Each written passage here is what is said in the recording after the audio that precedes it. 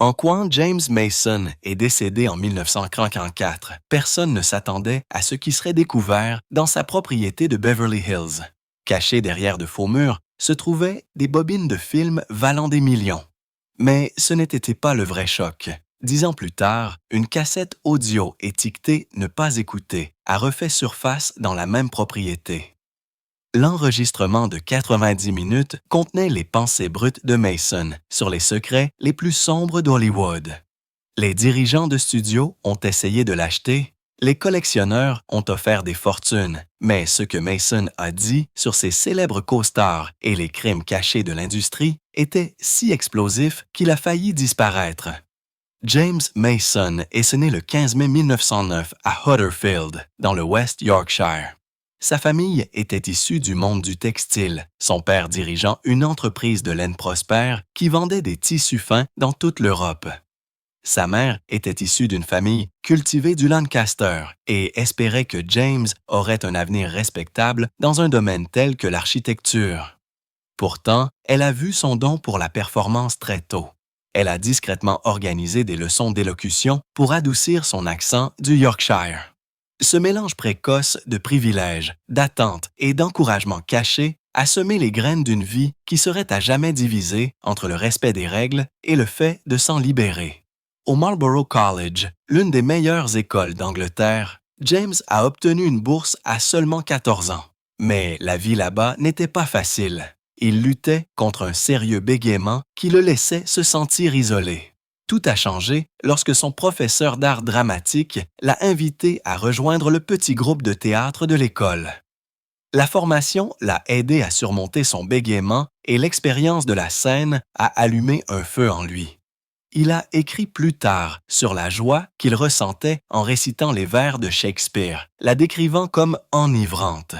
La scène ne lui a pas seulement donné confiance, elle lui a donné un but.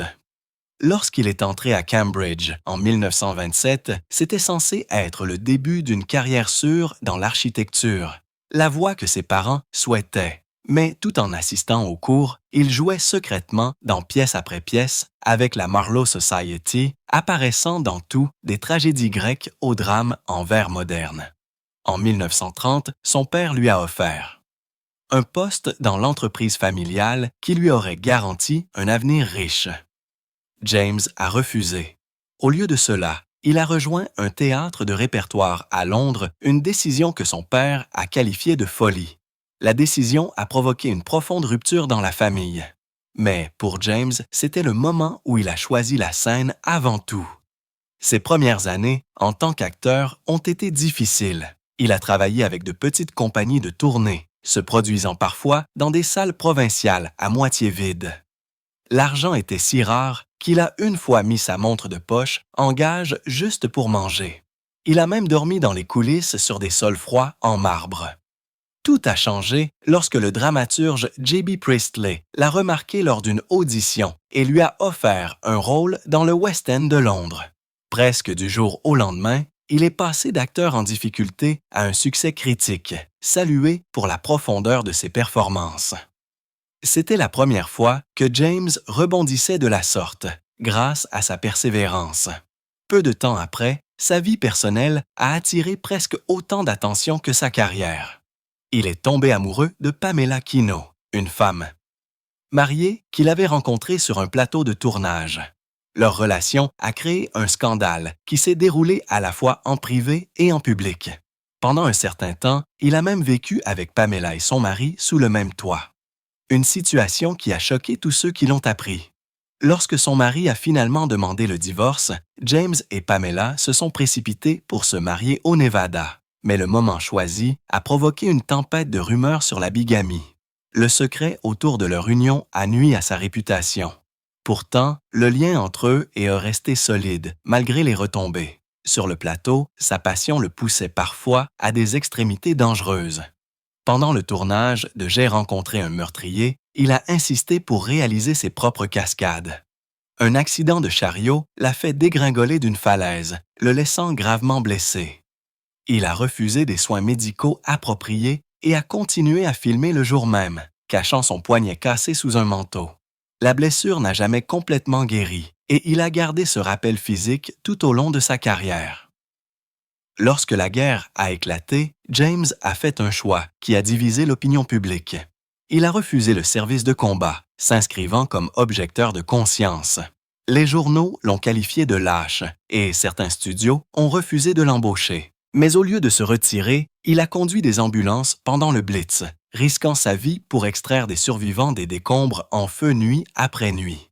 Bien que plus dangereux que de nombreux rôles de combat, son service n'a guère adouci ses critiques. Pourtant, ces mois de travail acharné ont montré un courage d'un autre genre, qui ne correspondait jamais tout à fait aux attentes du public. En 1943, tout a changé avec L'Homme en gris. James a convaincu le réalisateur de le laisser jouer le méchant au lieu du héros, et le rôle l'a transformé en star. Sa performance était si intense que le public remplissait les cinémas juste pour le voir, applaudissant lorsque son personnage a finalement rencontré son destin. Le film a battu des records au box-office et a fait de James Mason l'un des acteurs les plus en vue de Grande-Bretagne. L'ascension de James Mason vers la gloire, avec Le Septième Voile en 1945, a été plus qu'une simple performance révolutionnaire. C'était un tournant pour le cinéma britannique. Le film avait été réalisé avec un budget serré de moins de 100 000 $. Pourtant, il a stupéfié l'industrie en rapportant plus de 253 000 $ au Royaume-Uni seulement et plus de 2 millions de dollars dans le monde entier en 1948. Ce qui rendait l'histoire encore plus remarquable, c'était l'accord de partage des bénéfices de Mason. Il aurait reçu 20 000 $, une somme si importante pour l'époque qu'elle vaudrait près de 800 000 $ aujourd'hui. Le succès du film a été stupéfiant. Il a attiré près de 18 millions d'entrées et, dans certaines régions du Royaume-Uni, il a même dépassé Autant en emporte le vent. Les spectateurs ont été captivés par l'histoire sombre d'un professeur de musique dominateur et de son pupille pianiste. Le personnage intense et complexe de Mason a tellement touché le public qu'il a contribué à façonner un nouveau type de héros à l'écran, à la fois magnétique et moralement incertain. Derrière la caméra, la production a été tout aussi dramatique. La relation de Mason avec sa co-star Ann Todd est devenue l'une des rivalités les plus commentées de l'histoire du cinéma. Leurs désaccords professionnels se sont rapidement transformés en affrontements explosifs qui ont alimenté les gros titres des journaux semaine après semaine. Mason a choqué les initiés de l'industrie en insistant pour que Todd reçoive la même facturation, même si leur dispute sur le plateau était notoire. Dans un moment de tension, il aurait déchiré un scénario devant l'équipe. La presse les a surnommés « Ciment et Dynamite », un surnom qui a capturé leur étrange mélange de stabilité et de volatilité. Ironiquement, la tension a rendu le film encore plus attrayant pour les spectateurs qui ont vu des échos de ce conflit réel dans l'histoire elle-même. Des années plus tard, Todd a affirmé qu'elle et Mason avaient eu une liaison pendant le tournage, une révélation qui n'a fait qu'alimenter la légende. Même avec son triomphe, Mason a fait face à un revers douloureux. Lorsque les Oscars sont arrivés en 1947, il a été laissé de côté des nominations malgré les éloges généralisés des critiques américains pour Le Septième Voile et Odd Man Out. En raison d'une règle technique qui excluait les films sortis d'abord en Grande-Bretagne, Mason a été jugé inéligible. L'ironie était amère. Le film a remporté un Oscar du meilleur scénario original. Pourtant, son acteur principal n'a rien reçu. Mason a porté cette blessure pendant des décennies, la qualifiant de Sinclair de parti pris contre les acteurs étrangers. Bien qu'il ait ensuite obtenu 3 nominations aux Oscars, il n'a jamais oublié la piqûre de ce premier rejet au sommet de sa carrière. La controverse l'a suivi également hors de l'écran. En 1957, il a quitté la Grande-Bretagne pour Hollywood, au moment même où la nation était aux prises avec l'austérité de l'après-guerre. La raison était simple mais profondément impopulaire. Le taux d'imposition britannique était si élevé que Mason risquait de perdre la quasi-totalité de ses revenus. Sur des revenus proches de 100 000 $, il n'en aurait gardé qu'une fraction. Les journaux l'ont accusé d'abandonner son pays au moment où il en avait besoin, et le public a considéré son geste comme égoïste. Pour aggraver les choses, cela s'est produit au moment même où les studios américains retiraient des films de Grande-Bretagne en raison d'un différend sur les restrictions monétaires. Le moment n'aurait pas pu être plus mal choisi, et la réputation de Mason dans son pays ne s'en est jamais complètement remise. Il avait également le don d'attirer des titres étranges. En 1946, il a adopté un lionceau auprès d'un cirque caritatif en difficulté. Au début, la vue de l'animal errant dans son domaine de souris amusait les voisins, mais l'humour s'est rapidement estompé lorsque le lionceau s'est transformé en un prédateur de 200 livres. Son rugissement constant troublait la paix, et une nuit, il s'est échappé pendant un orage, semant la panique chez les voisins jusqu'à ce qu'il soit capturé des heures plus tard avec l'aide d'experts du zoo de Londres. Les plaintes se sont transformées en un procès en bonne et due forme, après que le lion ait perturbé une garden party, laissant des invités effrayés se précipiter pour se mettre en sécurité. Mason a finalement été contraint de déplacer l'animal et de payer des dommages et intérêts. Mais l'histoire l'a suivi pendant des années, comme un exemple de la façon dont la renommée pouvait parfois verser dans l'absurde. Malgré les scandales et les revers, Mason a réussi à reconstruire sa carrière. En 1951, il a signé un contrat à long terme avec 20th Century Fox après avoir décroché le rôle du général Rommel dans Le Renard du désert. Le contrat lui a assuré un travail régulier et a contribué à rétablir sa position à Hollywood. Quelques années plus tard, il a joué aux côtés de Judy Garland dans Une étoile est née, incarnant Norman Maine, un acteur sur le déclin dont la chute tragique a montré la profondeur et la vulnérabilité de Mason en tant qu'interprète. Le film est devenu un classique, cimentant sa réputation comme l'un des acteurs les plus polyvalents de son temps. En 1959, Mason était de nouveau sous les feux de la rampe avec La mort aux trousses d'Alfred Hitchcock, où il incarnait l'élégant et menaçant Philip Van Damme. Sa performance a prouvé qu'il pouvait apporter à la fois du charme et de la menace à l'écran, donnant à Hollywood l'un de ses méchants les plus mémorables. En 1949, James Mason a fait un achat qui allait changer à la fois sa vie et l'histoire du cinéma. Il a acheté un vaste domaine de Beverly Hills ayant appartenu à Buster Keaton, payant seulement 82 000 $ pour une maison qui avait initialement coûté 300 000 $ à construire dans les années 1920. Le domaine était sur le marché depuis des années, non désiré à une époque où les grandes et vieilles demeures étaient démodées. La femme de Mason, Pamela, adorait la villa italienne, mais il a hésité au début, connaissant le coût de l'entretien d'une maison de 20 pièces avec des plafonds ornés et des terrains tentaculaires. Pourtant, il a finalement accepté, obtenant ce qui allait devenir l'une des affaires les plus remarquables d'Hollywood. La maison avait vu de nombreux invités célèbres, de Cary Grant à Marlene Dietrich, mais personne n'aurait pu prédire le secret qu'elle cachait. Quelques années plus tard, lors de rénovations de routine, des ouvriers ont trébuché sur un faux mur dans un petit hangar derrière la maison. Lorsqu'ils ont percé, ils ont découvert des bobines de film nitrate cachées depuis des décennies. Ce qu'ils ont trouvé a stupéfié tout le monde. Parmi les bobines se trouvaient les œuvres perdues de Buster Keaton, dont une copie complète de Le Mécano de la Générale et Le Bateau, disparu depuis longtemps. Il ne s'agissait pas de n'importe quelle vieille copie. C'était certaines des seules copies survivantes au monde, stockées dans des conditions qui auraient dû les détruire il y a longtemps. Keaton avait construit l'atelier lui-même, le transformant en une voûte privée pour ses films. Sans la découverte de Mason, ces trésors auraient pu disparaître à jamais. Mason connaissait le danger de laisser les bobines de nitrate intactes. Elles étaient extrêmement inflammables et se détérioraient déjà. Sans hésitation, il a contacté le conservateur Raymond Rohauer. Le processus de sauvegarde des films a été compliqué et coûteux. Mason a dépensé 5 000 $, une somme non négligeable au début des années 1950, pour les faire copier sur une pellicule plus sûre. Il aurait pu les garder cachés ou même les détruire, mais au lieu de cela, il a fait don des originaux à la Bibliothèque du Congrès. À une époque où de nombreux studios se débarrassaient des vieilles bobines, le choix de Mason a permis de préserver certaines des plus grandes œuvres de la comédie muette pour les générations futures. Tout n'était pas simple cependant.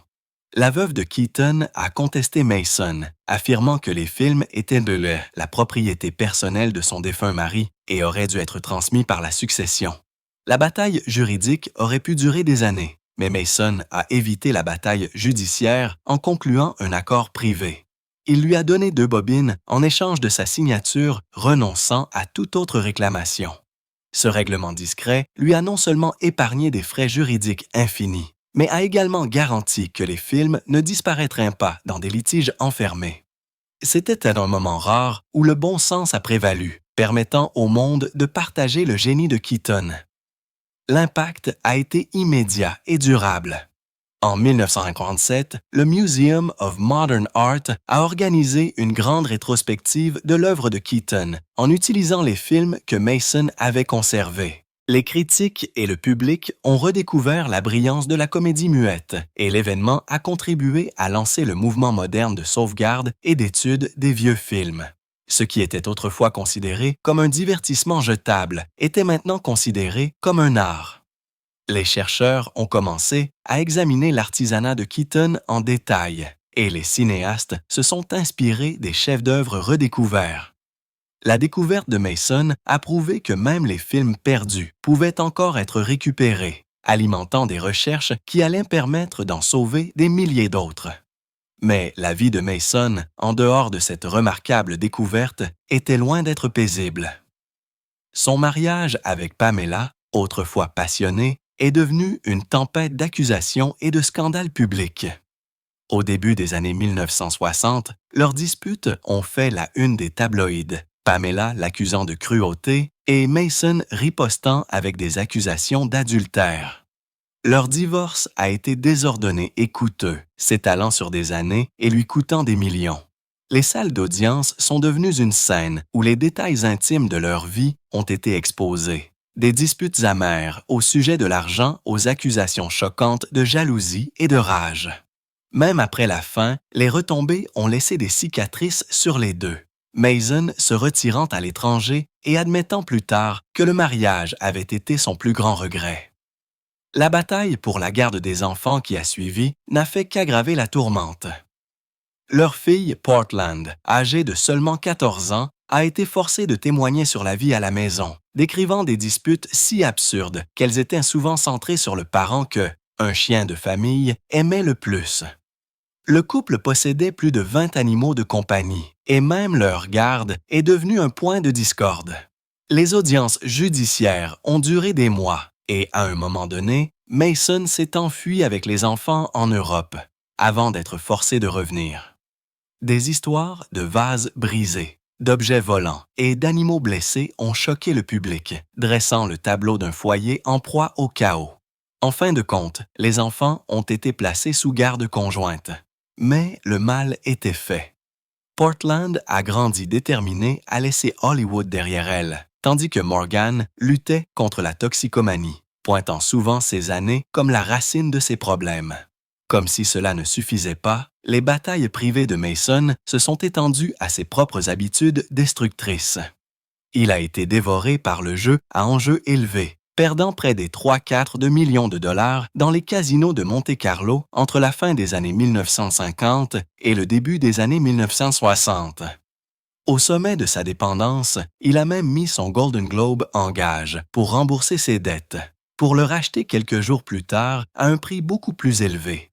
Il a misé des fortunes au baccarat, jouant parfois pendant des jours sans se reposer, ignorant les supplications d'amis comme Alfred Hitchcock de s'arrêter.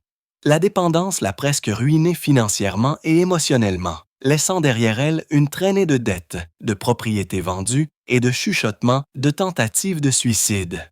Pourtant, même alors qu'il luttait contre ses démons, Mason a tourné sa passion vers une cause surprenante, les droits des animaux. En 1968, il a fait don d'une somme stupéfiante de 100 000 $ pour aider à lancer la branche américaine de la Société mondiale de protection des animaux.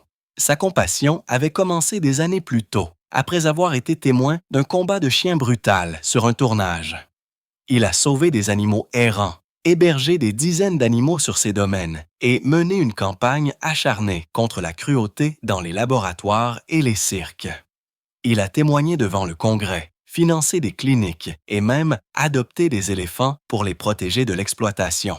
Son dévouement est venu bien avant que l'activisme des célébrités ne devienne à la mode, faisant de lui l'une des premières figures d'Hollywood à mettre sa renommée et sa fortune au service du bien-être animal. Après sa mort, les journaux intimes secrets de Mason ont été publiés et ils ont révélé une autre facette de lui, une facette remplie de désespoir et de doute de soi. Il a écrit sur des nuits où il a envisagé de mettre fin à ses jours, accablé par les échecs de sa carrière, ses dettes et sa solitude. Il a admis avoir consommé beaucoup de somnifères, une jalousie paralysante envers ses pairs et un sentiment d'invisibilité accablant alors que les rôles commençaient à lui échapper. Ces journaux ont choqué les fans, montrant un homme dont le charme et la sophistication publique masquaient de profondes luttes contre la dépression et la dépendance. James Mason était connu pour son élégance à l'écran, mais certains de ses choix de fin de carrière ont montré jusqu'où il était prêt à aller pour son art. Lorsque Stanley Kubrick lui a offert le rôle de Humbert Humbert dans Lolita en 1962, Mason a accepté une réduction de salaire de 100 000 $ afin que le film puisse aller de l'avant sous l'œil attentif des censeurs américains stricts. C'était un sacrifice surprenant pour une star de sa stature, mais les thèmes controversés du roman laissaient peu de marge de négociation à Kubrick. Au lieu de se concentrer sur le matériel explicite, Kubrick a orienté le film vers la tension psychologique, créant une histoire suggestive mais sobre. Malgré cela, le film a été interdit dans plusieurs pays après sa sortie en juin 1962. Mason a pris le rôle au sérieux, rencontrant des psychologues et lisant le roman de Nabokov 15 fois pour comprendre la profondeur de l'obsession de Humbert. Il a également organisé des répétitions privées avec Sue Lyon, l'actrice de 14 ans choisie pour incarner Lolita, afin d'affiner des gestes et des expressions subtiles qui pourraient impliquer le désir sans franchir les limites sur le plateau. Lyon a rappelé plus tard que si l'approche de Mason était profondément professionnelle, elle l'a laissé mal à l'aise. En coulisses, des rumeurs d'inconduite circulaient concernant le producteur James B. Harris, qui aurait eu une relation secrète avec Lyon après la fin du tournage. Sur le plateau, Mason a apporté son intensité habituelle. Il a travaillé en étroite collaboration avec Peter Sellers, qui jouait l'excentrique Claire Quilty, improvisant des lignes, tandis que Kubrick utilisait plusieurs caméras pour capturer l'énergie imprévisible. Le résultat a été un style qui a rapproché Kubrick du surréalisme, tandis que Mason a ancré le film avec une performance qui a choqué le public en rendant un personnage troublant étrangement humain. Une scène de la dépression de Humbert a été retournée une douzaine de fois pour obtenir le bon équilibre entre désespoir et retenue, un détail qui a montré la persévérance de Mason. Bien que le film ait rapporté des recettes modestes au box-office, les critiques ont félicité Mason pour avoir livré une performance qui a persisté longtemps après le générique. Le rôle a suscité des réactions fortes. Des centaines de lettres l'ont accusé de glorifier la déviance, mais il a cimenté sa réputation de prise de risque que peu d'acteurs principaux auraient osé prendre. Quelques années plus tard, Mason a repoussé les limites dans Georgie Girl en 1976.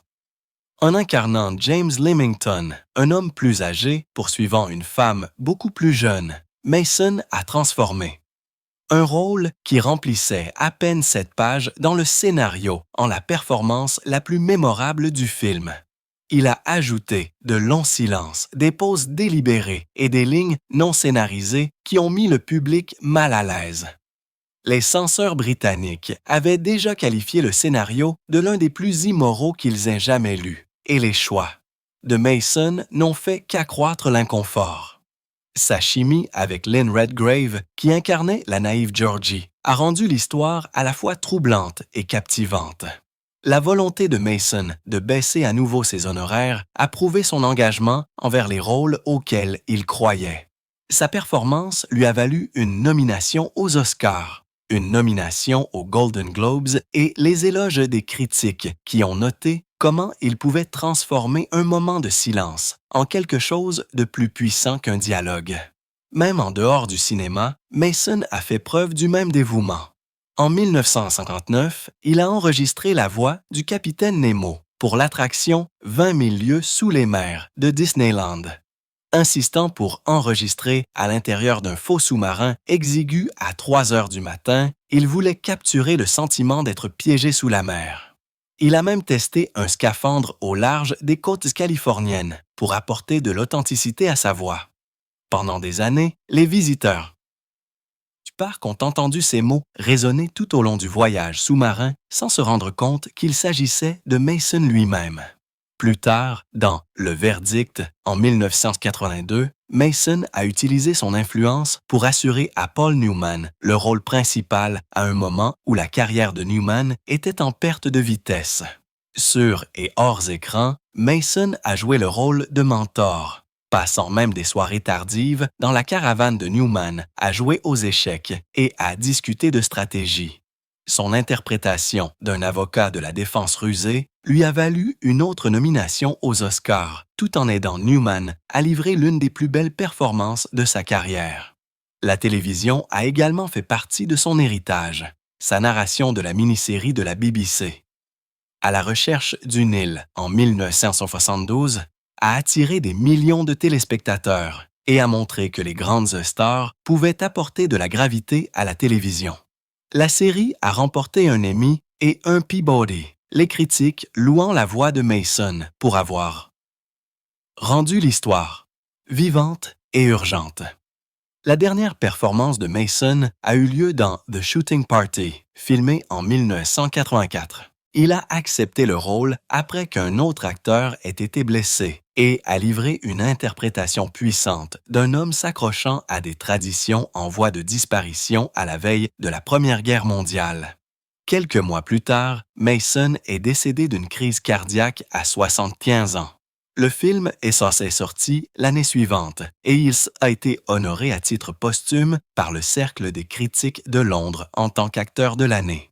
Tout au long de sa carrière, James Mason a fait des choix qui ont souvent choqué le public et les critiques, que ce soit en réduisant son salaire, en embrassant des rôles inconfortables ou en se réinventant de manière inattendue.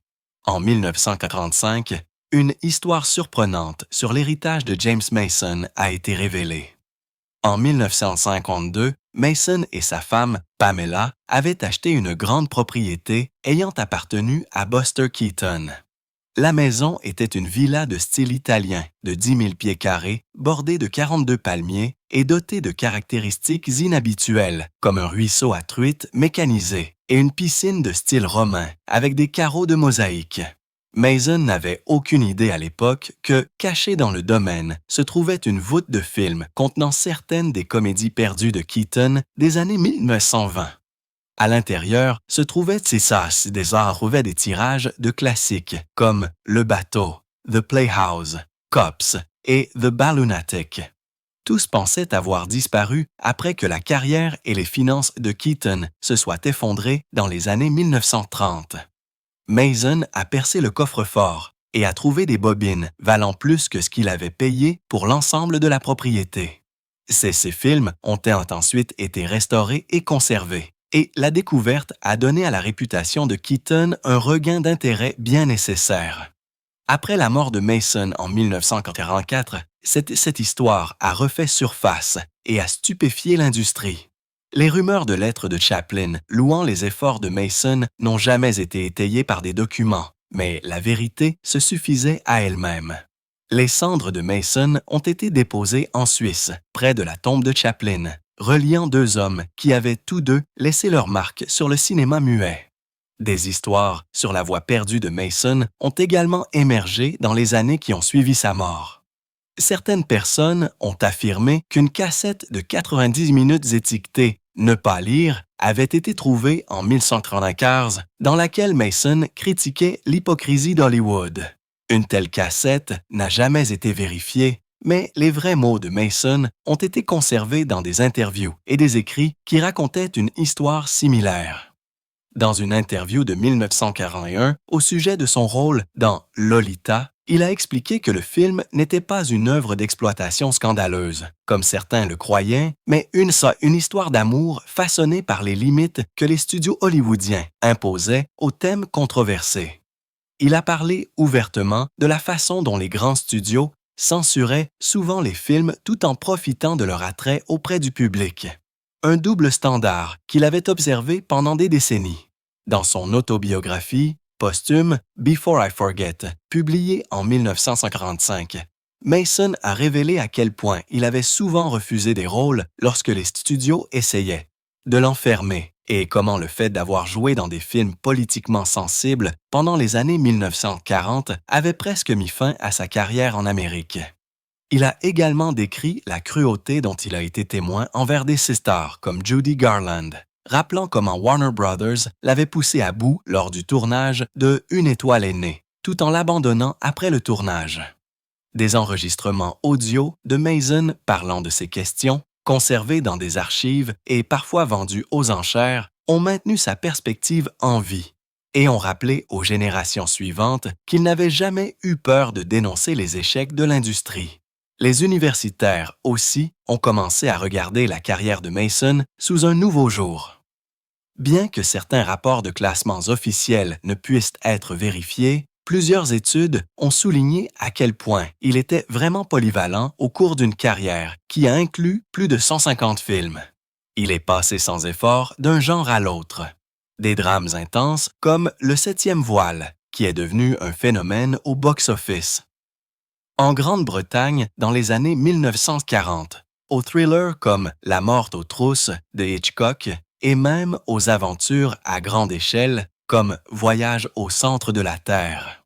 Les critiques ont souligné comment il pouvait passer d'un rôle principal romantique tendre à un méchant effrayant avec aisance, un talent rare qu'il a maintenu en demande pendant des décennies. Même s'il n'a jamais remporté d'Oscar, ses performances dans des films comme Une étoile est née et Lolita ont été étudiées pour leur profondeur émotionnelle et leur subtilité. Des analyses récentes suggèrent que sa réputation ne fera que croître à mesure qu'une plus grande partie de son travail sera revisitée et conservée, en particulier grâce à la technologie moderne qui rend les films plus anciens plus accessibles.